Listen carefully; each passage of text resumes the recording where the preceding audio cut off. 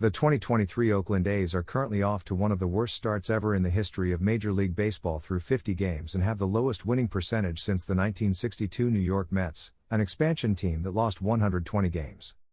This is after last season's pathetic 60-102 showing that resulted in all because of one man, team owner John Fisher, who decided to gut his team of all its young stars and soon-to-be high-priced players to remain profitable and purposely field a team so bad that the team is not even worth watching, driving many fans away.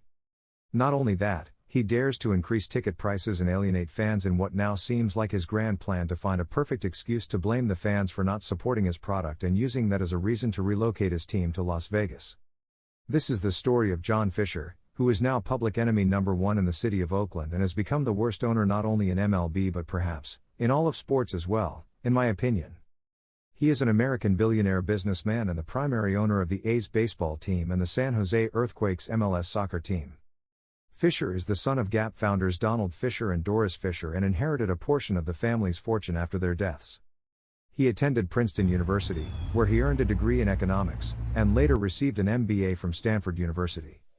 John Fisher was the major financial backer in the purchase of the Oakland Athletics baseball team in 2005 with his managing business partner Louis Wolff, up until 2016 when he acquired complete control of the team from Wolff by buying out his shares as his partner stepped down. During his ownership, young and successful playoff contending teams were dismantled after the 2006, 2014, and 2021 seasons to keep payroll low and stockpile younger, cheaper, and underdeveloped ball players in hopes that some will turn into quality major league players in the future.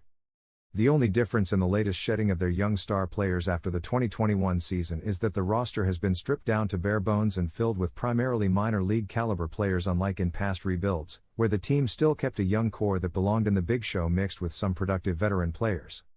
The A's blame their problem on not having the resources to spend money and compete on poor attendance at the aging and outdated Oakland Coliseum, a once state-of-the-art stadium and sports complex back in the 1960s when it was built. It has been well known that issues with the poor conditions which players, fans, and media personnel constantly deal with there, such as the stadium lights randomly going out, raw sewage backed up into the dugout, possums, and cats roaming around, and rusting floors amongst many others. Fisher has been a cheap absentee owner that shies away from the public and media spotlight. Nobody knows what he's thinking or why he is doing what he is doing. His right-hand man, team president, Dave Kaval, does all the talking to the media. When the spotlight has been on the team, it wasn't good for his image. Such as during the pandemic, when photos of what minor league ball players in the A's organization were served went viral and made headline news, coupled with his decision to not pay his minor league players. It has become quite clear that everything move he has made is to continue to get MLB revenue sharing checks by having a low team payroll and finding a way to get out of Oakland to Las Vegas with the backing of Major League Baseball, despite efforts to try to build a massive $12 billion multi-use waterfront ballpark in Oakland that was still ongoing.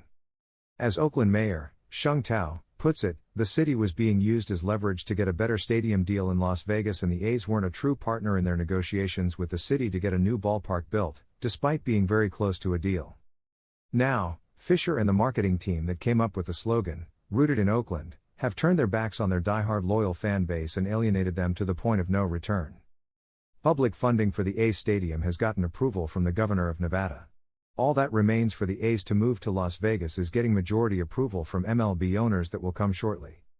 If A's fans and the city of Oakland have their way, a local buyer such as Warriors owner Joe Lacob steps up and buys the team, who would then quickly work with the city to get a stadium deal done with 100% private funding at the current Coliseum complex, or come to an agreement by bridging the gaps on the waterfront ballpark deal that was so close to being done. For the good of loyal A's fans and the local community in the city of Oakland, surrounding areas, and even Major League Baseball, whether they know it or not, let's hope that happens.